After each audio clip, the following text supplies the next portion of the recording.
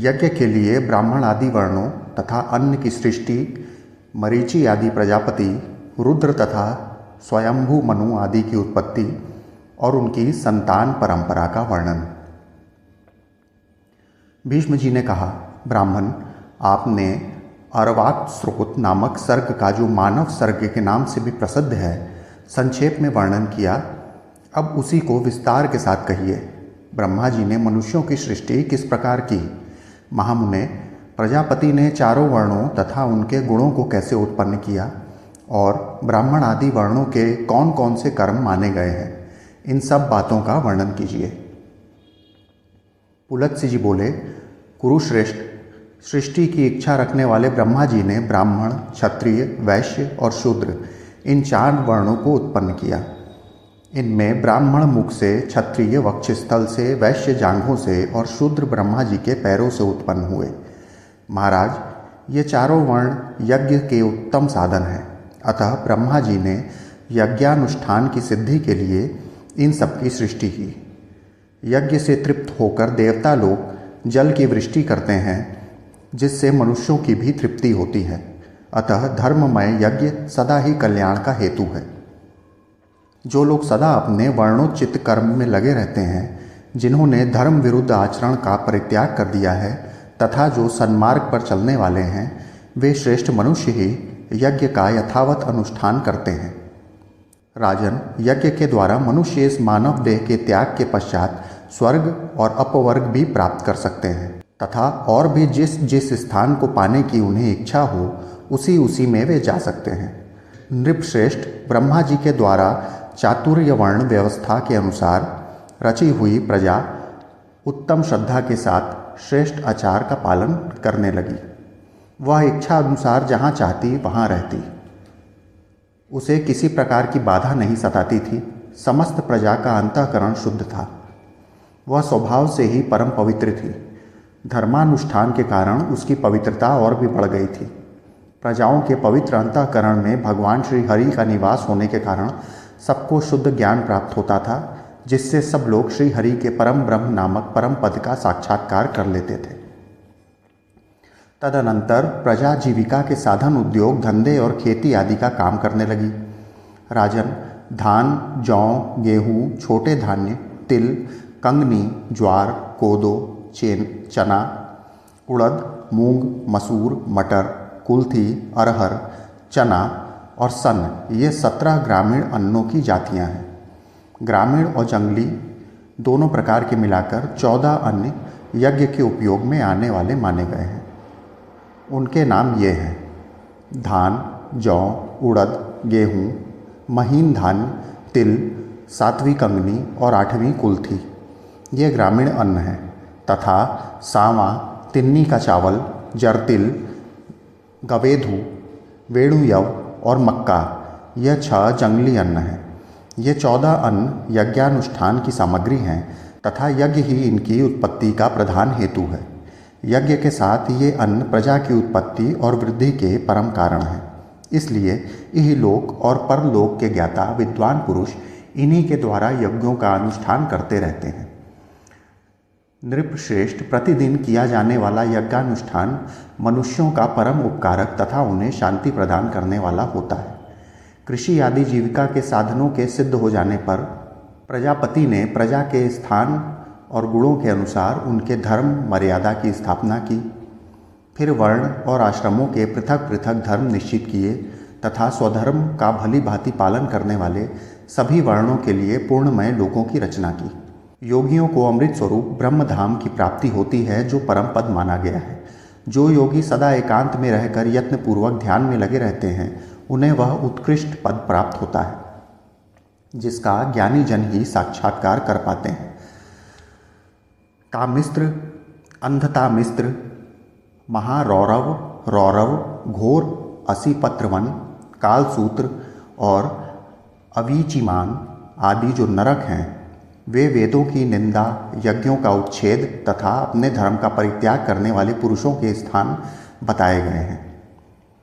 ब्रह्मा जी ने पहले मन के संकल्प से ही चराचर प्राणियों की सृष्टि की, किंतु जब इस प्रकार की उनकी सारी प्रजा पुत्र, पौत्र आदि के क्रम से अधिक न बढ़ सकी, तब उन्होंने अपने ही सदृश अन्य मानस पुत्रों को उत्पन्न किया। उनके नाम हैं भृगु, पुलह, क्रतु, अंगिरा, मरीचि, दक्ष, अत्रि और वशिष्ठ। पुराण में ये 9 ब्रह्मा निश्चित किए गए हैं।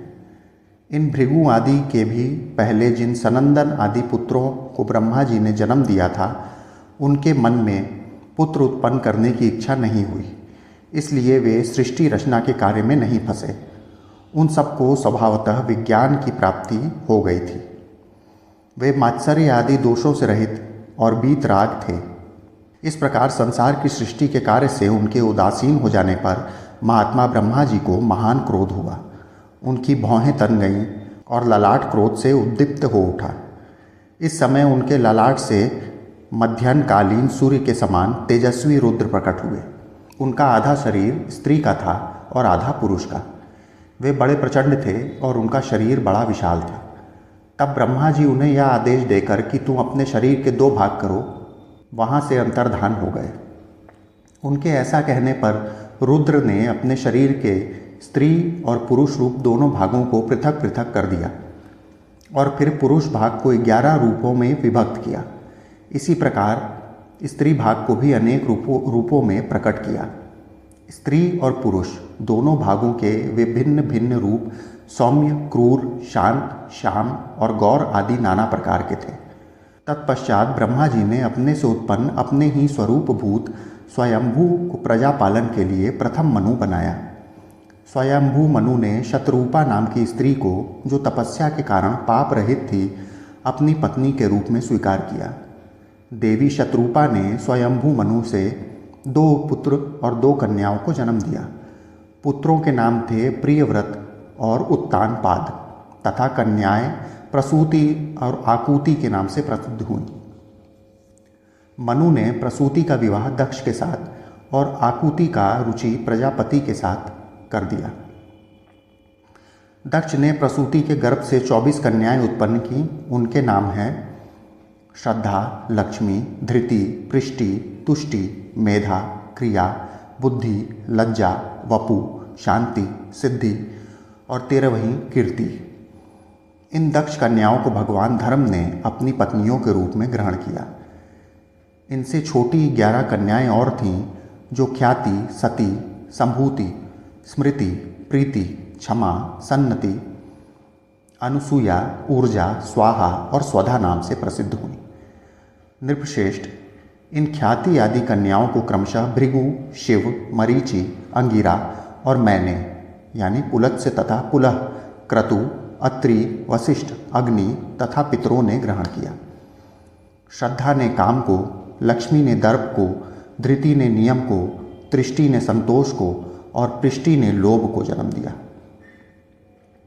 मेधा ने श्रुत को, क्रिया ने दंड, नय और विनय को, बुद्धि ने बोध को, लज्जा ने विनय को, वपु ने अपने पुत्र व्यवसाय को, शांति ने क्षेम को, सिद्धि ने सुख को और कीर्ति ने यश को उत्पन्न किया।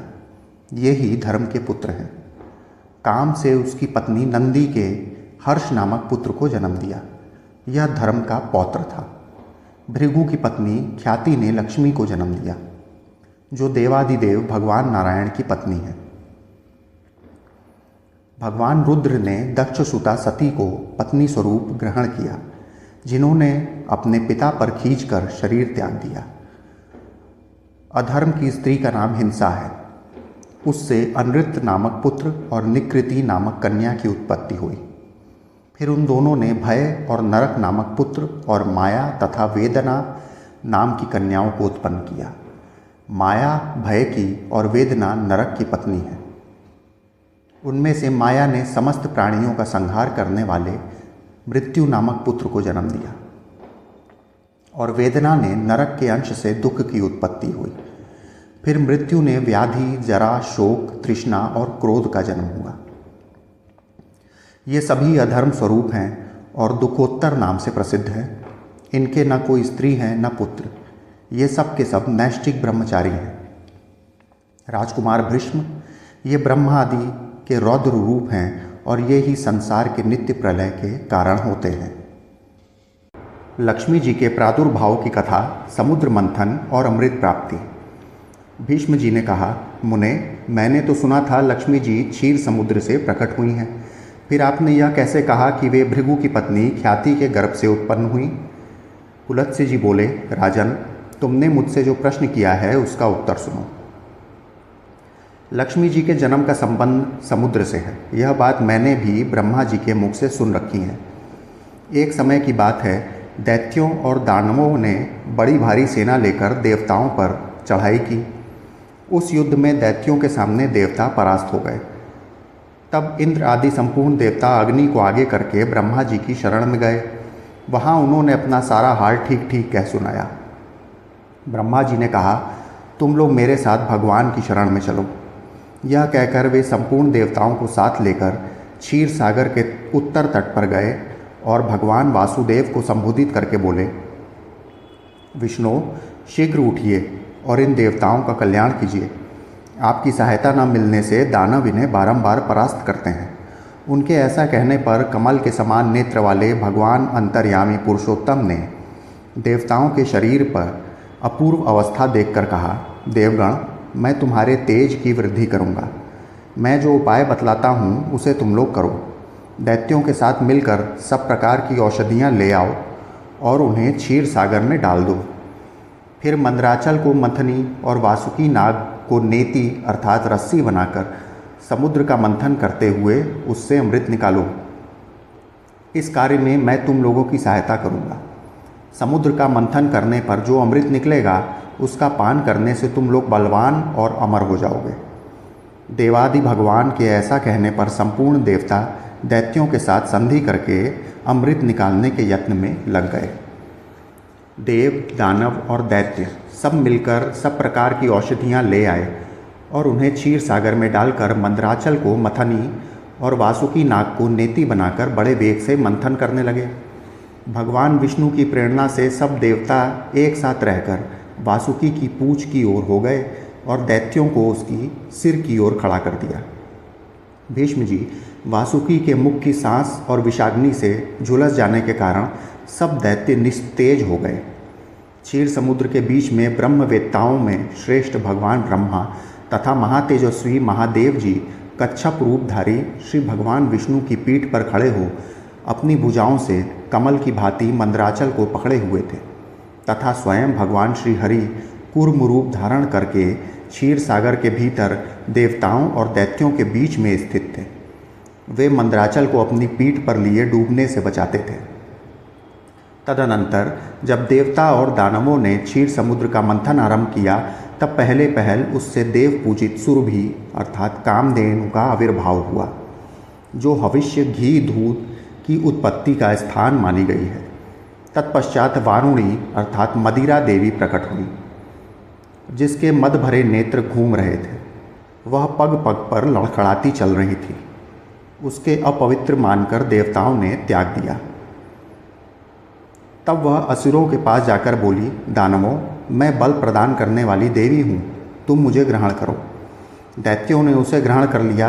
इसके बाद पुनः मंथन आरंभ होने पर परिजात अर्थात कल्प वृक्ष उत्पन्न हुआ, जो अपनी शोभा से देवताओं का आनंद बढ़ाने वाला था। तदनंतर 60 करोड़ अप्सराएं प्रकट हुईं, जो देवता और दानवों की सामान्य रूप से भोग्यां हैं। जो लोग पुण्य कर्म करके देवलोक में जाते हैं उनका भी उन पर समान अधिकार होता है। अप्सराओं के बाद शीतल किरणों वाले चंद्रमा का प्रादुर्भाव हुआ, जो देवताओं को आनंद प्रदान करने वाले थे। उन्हें भगवान शंकर ने अपने लिए मानते हुए कहा, देवताओं, ये चंद्रमा मेरी जटाओं के आभूषण होंगे, अतः मैं इन्हें ले लेता हूँ। ब्रह्मा जी ने बहुत अच्छा कहकर शंकर जी की बात का अनुमोदन किया। तत्पश्चात कालकूट नामक भयंकर विष प्रकट हुआ। उससे देवता और दानव सबको बड़ी पीड़ा हुई। तब महादेव ने स्वेच्छा से उस विष को पी लिया। उसके पीने से उनके कंठ में काला दाग पड़ गया। तभी से वे महेश्वर नीलकंठ कहलाने लगे। क्षीर सागर से निकले हुए उस विष का जो अंश पीने से बच गया, उसे सर्पों ने ग्रहण कर लिया। तदनंतर अपने हाथ में अमृत से भरा हुआ कमंडलू लिए धन्वंतरी जी प्रकट हुए। वे श्वेत वस्त्र धारण किए हुए थे। वैद्यराज के दर्शन से सबका मन स्वस्थ एवं प्रसन्न हो गया। इसके बाद उस समुद्र से उच्चैःश्रवा घोड़ा और ऐरावत नाम का हाथी, ये दोनों क्रमशः प्रकट हुए। इसके पश्चात क्षीर सागर से लक्ष्मी देवी का प्रादुर्भाव हुआ, जो खिले हुए कमल पर विराजमान थी और हाथ में कमल लिए हुए थी। उनकी प्रभा चारों ओर छिटक रही थी। उस समय महर्षियों ने श्री सूक्त का पाठ करते हुए बड़ी प्रसन्नता के साथ उनका स्तवन किया। साक्षात क्षीर समुद्र ने दिव्य पुरुष के रूप में प्रकट होकर लक्ष्मी जी को एक सुंदर माला भेंट की, जिसके कमल कभी मुरझाते नहीं थे। विश्वकर्मा ने उनके पश्चात समस्त अंगों में आभूषण पहना दिए। स्नान के पश्चात दिव्य माला और दिव्य वस्त्र धारण करके जब वे सब प्रकार के आभूषणों से विभूषित हुईं, तब इंद्र आदि देवता तथा विद्याधर आदि ने भी उन्हें प्राप्त करने की इच्छा की। तब ब्रह्मा जी ने भगवान विष्णु से कहा, वासुदेव, मेरे द्वारा दी हुई इस लक्ष्मी देवी को आप ही ग्रहण करें। मैंने देवताओं और दानवों को मना कर दिया है, वे इन्हें पाने की इच्छा नहीं करेंगे। आपने जो स्थिरतापूर्वक इस समुद्र मंथन के कार्य को संपन्न किया है, इससे आप पर मैं बहुत संतुष्ट हूँ। ये कहकर ब्रह्मा जी लक्ष्मी जी से बोले, देवी, तुम भगवान केशव के पास जाओ, मेरे दिए हुए पति को पाकर अनंत वर्षों तक आनंद का उपभोग करो। ब्रह्मा जी के ऐसा कहने पर लक्ष्मी जी समस्त देवताओं के देखते देखते श्री हरि के वक्षः स्थल में चली गईं और भगवान से बोली, देव, आप कभी मेरा परित्याग न करें। संपूर्ण जगत के प्रियतम, मैं सदा आपके आदेश का पालन करती हुई आपके वक्षः स्थल में निवास करूंगी। यह कहकर लक्ष्मी जी ने कृपापूर्ण दृष्टि से देवताओं की ओर देखा। इससे उन्हें बड़ी प्रसन्नता हुई। इधर लक्ष्मी से परित्यक्त होने पर दैत्यों को बड़ा उद्वेग हुआ। उन्होंने झपट कर धन्वंतरी के हाथ से अमृत का पात्र छीन लिया। तब विष्णु जी ने माया से सुंदरी स्त्री का रूप धारण करके दैत्यों को लुभाया और उनके निकट जाकर कहा, यह अमृत का कमंडलू मुझे दे दो। उस त्रिभुवन सुंदरी रूपवती नारी को देखकर दैत्यों का चित्त काम के वशीभूत हो गया। उन्होंने चुपचाप वह अमृत उस सुंदरी के हाथ में दे दिया और स्वयं उसका मुंह ताकने लगे। दानवों से अमृत लेकर भगवान ने देवताओं को दे दिया और इंद्र आदि देवता तत्काल उस अमृत को पी गए। यह देख दैत्यगण भांति भांति के अस्त्र शस्त्र और तलवार हाथ में लेकर देवताओं पर टूट पड़े, परंतु देवता अमृत पीकर बलवान हो चुके थे। उन्होंने दैत्य सेना को परास्त कर दिया। देवताओं की मार पड़ने पर दैत्यों ने भागकर चारों दिशाओं की शरण ली और कितने ही पाताल में घुस गए। तब संपूर्ण देवता आनंद मग्न हो शंख, चक्र और गदा धारण करने वाले भगवान श्री विष्णु को प्रणाम करके स्वर्गलोक को चले गए। तब से सूर्य देव की प्रभा स्वच्छ हो गई। वे अपने मार्ग से चलने लगे। भगवान अग्निदेव भी मनोहर दीप्ति से युक्त प्रज्वलित होने लगे और सब प्राणियों का मन धर्म में संलग्न रहने लगा। भगवान विष्णु से सुरक्षित होकर समस्त त्रिलोकी श्री संपन्न हो गई। उस समय समस्त लोकों को धारण करने वाले ब्रह्मा जी ने देवताओं से कहा, देवगण, मैंने तुम्हारी रक्षा के लिए भगवान विष्णु को तथा देवताओं के स्वामी उमापति महादेव जी को नियत किया है। वे दोनों तुम्हारे योगक्षेम का निर्वाह करेंगे। तुम सदा उनकी उपासना करते रहना, क्योंकि वे तुम्हारा कल्याण करने वाले हैं। उपासना करने से ये दोनों महानुभाव सदा तुम्हारे क्षेम के साधक और वरदायक होंगे। ये कहकर भगवान ब्रह्मा अपने धाम को चले गए। उनके जाने के बाद इंद्र ने देवलोक की राह पकड़ी।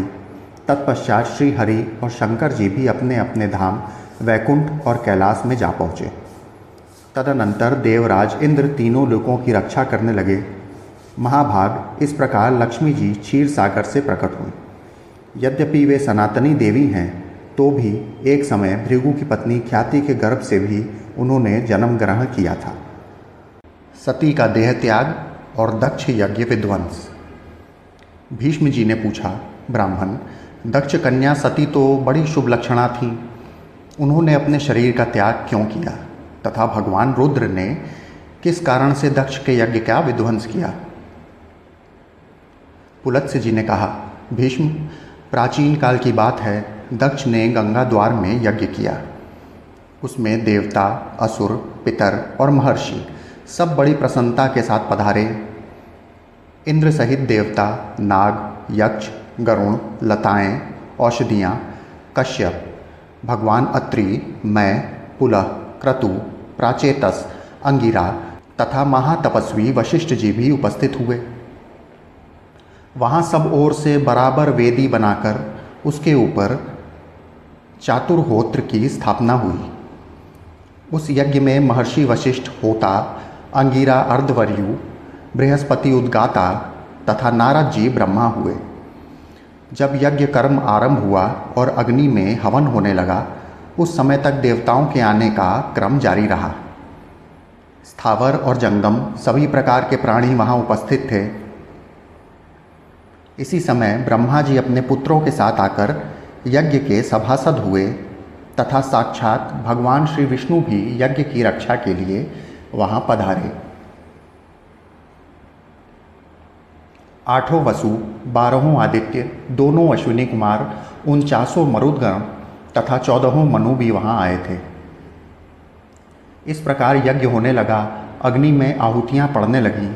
वहाँ भक्ष्य भोज्य सामग्री का बड़ा ही सुंदर और भारी ठाट बाट था। ऐश्वर्य की पराकाष्ठा दिखाई देती थी। चारों ओर से 10 योजन भूमि के यज्ञ समारोह में पूर्ण थी।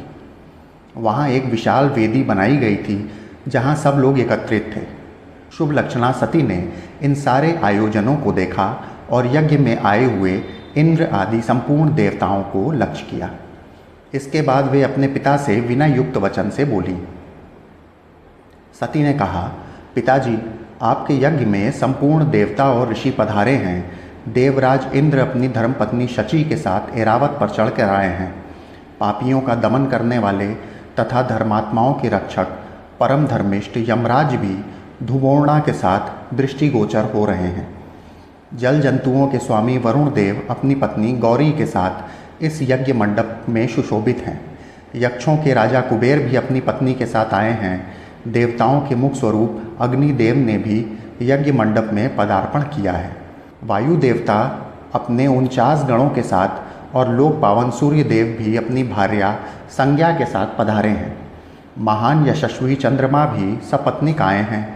8 वसु और 2 अश्विनी कुमार भी उपस्थित हैं।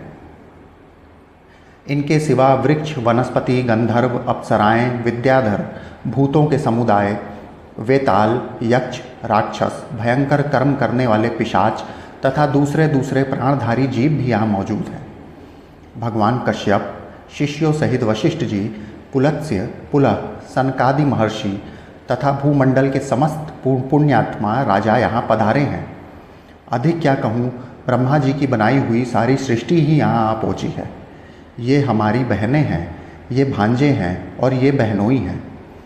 ये सब के सब अपनी स्त्री, पुत्र और बांधवों के साथ यहाँ उपस्थित दिखाई देते हैं। आपने दान मान आदि के द्वारा इन सबका यथावत सत्कार किया है। केवल मेरे पति भगवान शंकर ही इस यज्ञ मंडप में नहीं पधारे हैं।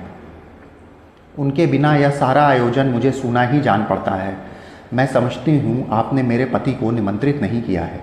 निश्चय ही आप उन्हें भूल गए हैं। इसका क्या कारण है, मुझे सब बतलाएं।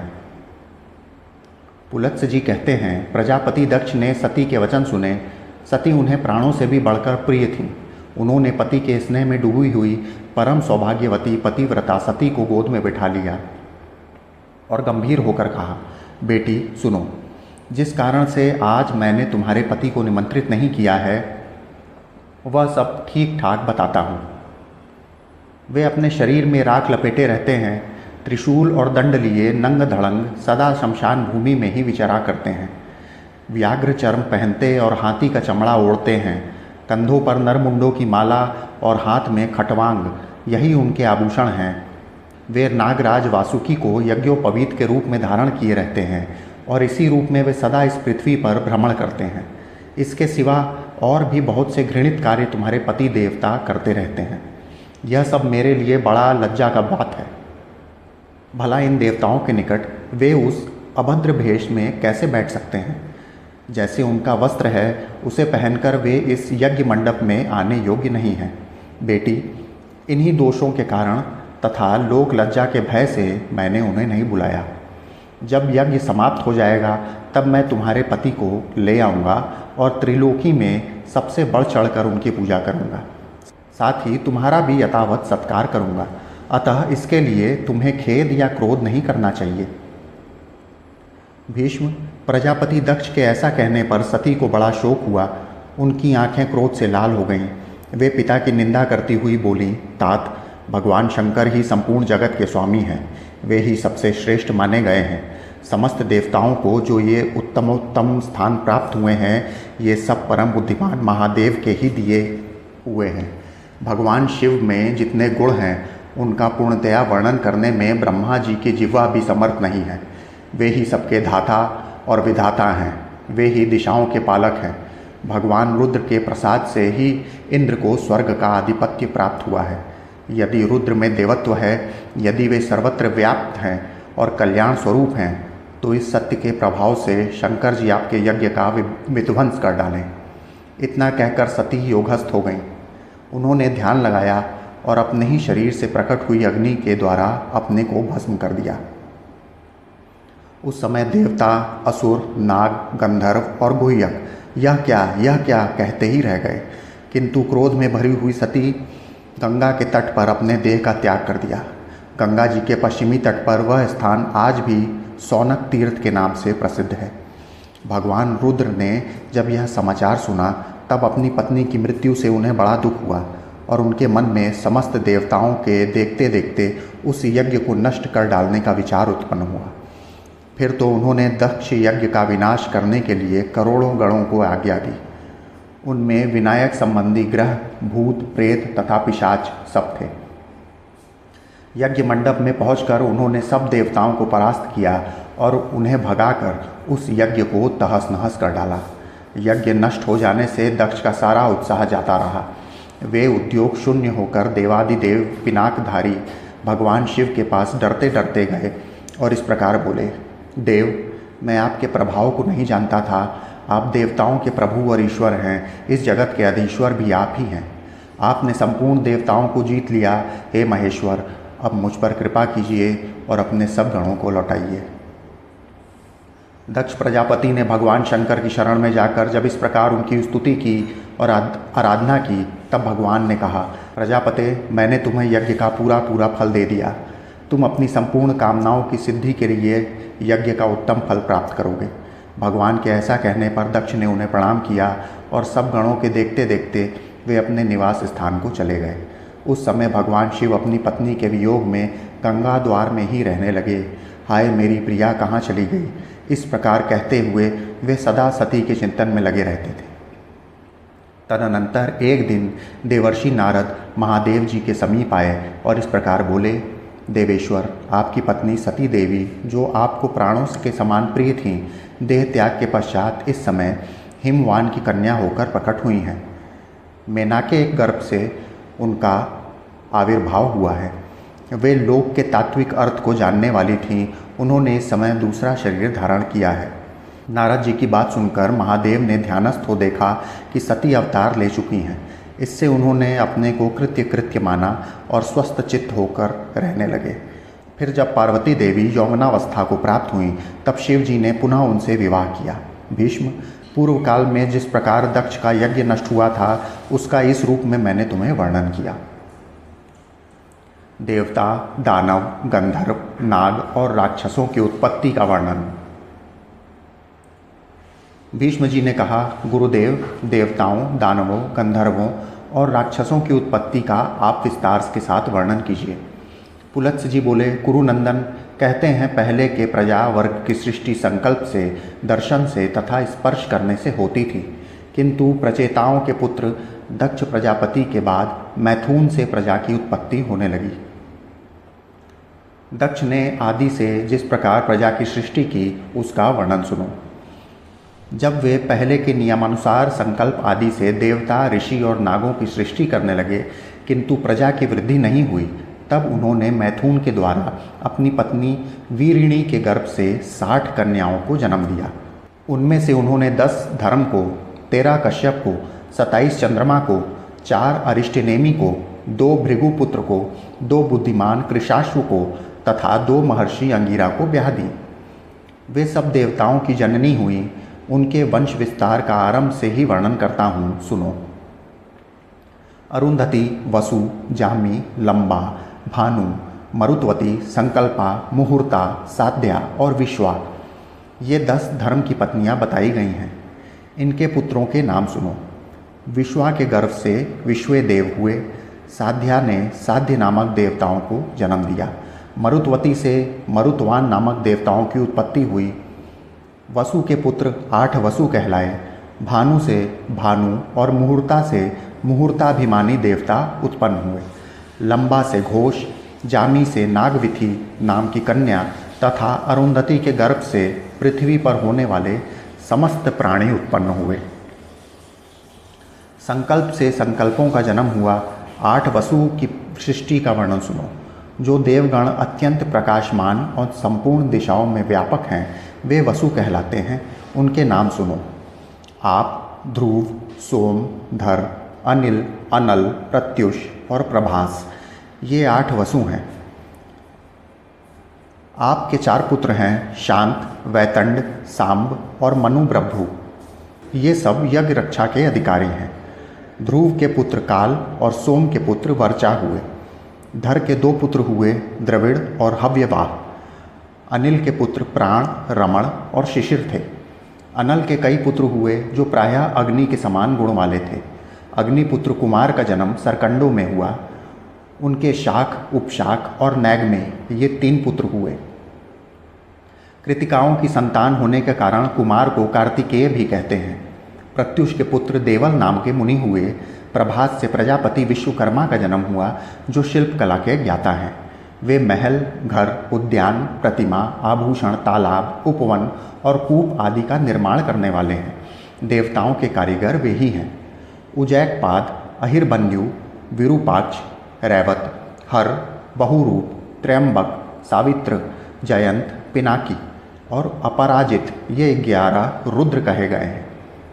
ये गणों के स्वामी हैं। इनके मानस संकल्प से उत्पत्त 84 करोड़ पुत्र जो रुद्रगण कहलाते हैं। वे श्रेष्ठ त्रिशूल धारण किए रहते हैं। उन सबको अविनाशी माना गया है। जो गणेश्वर संपूर्ण दिशाओं में रहकर सबकी रक्षा करते हैं। वे सब सुरभि के गर्भ से उत्पन्न उन्हीं के पुत्र पौत्रादि हैं। अब मैं कश्यप जी की स्त्रियों से उत्पन्न पुत्र पौत्रों का वर्णन करूँगा। अदिति, दीति, दनु, अरिष्टा, सुरसा, सुरभि, विनता, ताम्रा, क्रोधवशा, इरा, कदरु, खसा और मनु, ये कश्यप जी की पत्नियों के नाम हैं। इनके पुत्रों का वर्णन सुनो। चाक्षुष मनवंतर में जो तुषित नाम से प्रसिद्ध देवता थे, वे ही वैवस्वत मनवंतर में 12 आदित्य हुए। उनके नाम हैं इंद्र, धाता, भग, त्वष्टा, मित्र, वरुण, अर्यमा, विवस्वान, सविता, पूषा, अंशुमान और विष्णु। ये सहस्त्रों किरणों से सुशोभित 12 आदित्य माने गए हैं। इन श्रेष्ठ पुत्रों की देवी अदिति ने मारीची नंदन कश्यप के अंश से उत्पन्न किया था। कृशाश्व नामक ऋषि से जो पुत्र हुए, उन्हें देव प्रहरण कहते हैं। ये देवगण प्रत्येक मनवंतर और प्रत्येक कल्प में उत्पन्न एवं विलीन होते रहते हैं। भीष्म, हमारे सुनने में आया है कि दीति ने कश्यप जी से 2 पुत्र प्राप्त किए थे, जिनके नाम थे हिरण्यकश्यपु और हिरण्याक्ष। हिरण्यकश्यपु से 4 पुत्र उत्पन्न हुए, प्रहलाद, अनुलाद, सहलाद और ह्लाद। प्रहलाद के 4 पुत्र हुए, आयुष्मान, शिबी, वाष्कली और चौथा विरोचन। विरोचन को बलि नामक पुत्र की प्राप्ति हुई। बलि के 100 पुत्र हुए, उनमें बाण जेठा थे। गुणों में भी वह सबसे बड़ा चढ़ा था। बाण के 1000 बाहें थीं और वह सब प्रकार के अस्त्र चलाने की कला में पूर्ण प्रवीण था। त्रिशूलधारी भगवान शंकर उसकी तपस्या से संतुष्ट होकर उसके नगर में निवास करते थे। बाणासुर को महाकाल की पदवी तथा साक्षात पिनाक पाणी भगवान शिव की समानता प्राप्त हुई। वह महादेव जी का सहचर हुआ। हिरण्याक्ष के उलूक, शकुनी, भूत संतपना और महाभीम ये 4 पुत्र थे। इनसे 27 करोड़ पुत्र पौत्रों का विस्तार हुआ। वे सभी महाबली, अनेक रूपधारी तथा अत्यंत तेजस्वी थे। दनु ने कश्यप जी से 100 पुत्र प्राप्त किए। वे सभी वरदान पाकर उन्मत्त थे। उनमें सबसे ज्येष्ठ और अधिक बलवान विप्रचीति थे। दनु के शेष पुत्रों के नाम स्वरभानु और वृषपर्वात आदि थे। स्वरभानु से सुप्रभा और पुलोमा नाम की दानव से शची नाम की कन्या हुई। मय के 3 कन्याएं हुई थीं, उपदानवी, मंदोदरी और कुहू। वृषपर्वा की 2 कन्याएं थीं, सुंदरी, शर्मिष्ठा और चंद्रा। वैश्वानर के भी 2 पुत्रियां थीं, पुलोमा और कालका। ये दोनों ही बड़ी शक्तिशालिनी तथा अधिक संतानों की जननी हुई। इन दोनों से 60,000 दानवों की उत्पत्ति हुई। पुलोमा के पुत्र पौलोम और कालका के कालखंज या कालकेय कहलाए। ब्रह्मा जी से वरदान पाकर ये मनुष्यों के लिए अवध्य हो गए थे और हिरण्यपुर में निवास करते थे। फिर भी ये अर्जुन के हाथों मारे गए। विप्रचिति ने सिंहिका के गर्भ से एक भयंकर पुत्र को जन्म दिया जो सही के राहु के नाम से प्रसिद्ध था।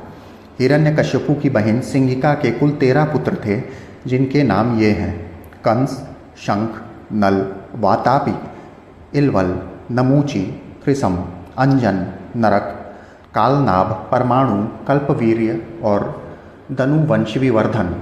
सहनलाद दैत्य के वंश में निवात कवचों का जन्म हुआ। वे गंधर्व, नाग, राक्षस और संपूर्ण प्राणियों के लिए अवध्य थे, परंतु वीरवर अर्जुन ने संग्राम भूमि में उन्हें भी बलपूर्वक मार डाला। ताम्रा ने कश्यप जी के वीर से 6 कन्याओं को जन्म दिया, जिनके नाम हैं शुकी, श्येनी, भासी, सुगृधि, घृदिका और शुचि। शुकी ने शुक और उल्लू नाम वाले पक्षियों को उत्पन्न किया। श्येनी ने श्येनों अर्थात बाजों को तथा भासी ने कुरर नामक पक्षियों को जन्म दिया। गृधि से गृद्ध और सुगृधि से कबूतर उत्पन्न हुए तथा शुचि ने हंस, सारस, कारंड एवं प्लव नाम के पक्षियों को जन्म दिया। यह ताम्रा वंश का वर्णन हुआ। अब विंता की संतानों का वर्णन सुनो। पक्षियों में श्रेष्ठ गरुण और अरुण विंता के पुत्र हैं तथा उनके एक सौदामनी नामक कन्या भी है, जो यह आकाश में चमकती दिखाई देती है। अरुण के 2 पुत्र हुए, सांपाति और जटायु। सांपाति के पुत्रों का नाम बभ्रू और शीघ्रग है। इनमें शीघ्रग विख्यात है। जटायु के भी 2 पुत्र हुए, कर्णिकार और शतगामी। वे दोनों भी बहुत प्रसिद्ध थे। इन पक्षियों के असंख्य पुत्र पौत्र हुए। सुरसा के गर्भ से 1000 सर्पों की उत्पत्ति हुई तथा उत्तम व्रत का पालन करने वाली कद्रू ने 1000 मस्तक वाले 1 सहस्त्र नागों को पुत्र के रूप में प्राप्त किया। उनमें 26 नाग प्रधान एवं विख्यात हैं: शेष, वासुकी, करकोटक, शंख, एरावत, कंबल, धनंजय, महानील, पद्य, अश्वतर, तक्षक, एलापत्र, महापद्म, धृतराष्ट्र, बलाहक, शंखपाल, महाशंख, पुष्पदंत, सुभावन, शंखरोमा, नहुष, रमण, पाणिनि, कपिल, दुर्मुख तथा पतंजलि मुख। इन सबके पुत्र पौत्रों की संख्या का अंत नहीं। इनमें से अधिकांश नाग पूर्व काल में राजा जन्मेजय के यज्ञ मंडप में जला दिए गए। क्रोधवशा ने अपने ही नाम के क्रोधवश संज्ञक राक्षस समूह को उत्पन्न किया। उनकी बड़ी बड़ी दाढ़ें थीं। उनमें से 10 लाख क्रोधवश भीमसेन के हाथों मारे गए। सुरभि ने कश्यप जी के अंश से रुद्रगण, गाय, भैंस तथा सुंदरी स्त्रियों को जन्म दिया। मुनि ने मुनियों का समुदाय तथा अप्सराएं प्रकट हुईं। अरिष्टा ने बहुत से किन्नरों और गंधर्वों को जन्म दिया।